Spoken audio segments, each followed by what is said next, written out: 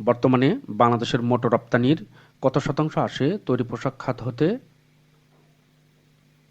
85%। ইউরোপীয় ইউনিয়ন বা ইইউ এর বাজারে পোশাক রপ্তানিতে বাংলাদেশের অবস্থান কততম? দ্বিতীয়।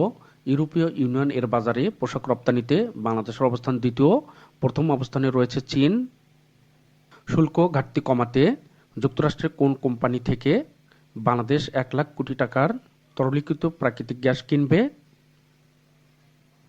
Excelerate energy.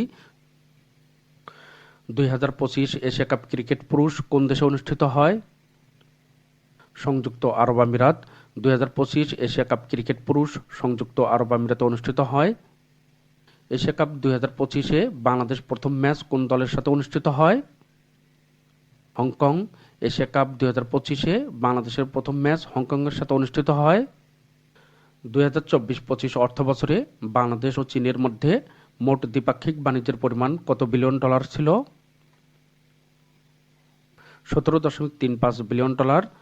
বাংলাদেশ ব্যাংকের ডিজিটাল ক্ষুদ্র ঋণ তহবিলের মেয়াদ কত সাল পর্যন্ত বহাল থাকবে? 30 জুন 2028 সাল। বাংলাদেশ ব্যাংকের ডিজিটাল ক্ষুদ্র ঋণ তহবিলের মেয়াদ 30 জুন 2028 সাল পর্যন্ত বহাল থাকবে।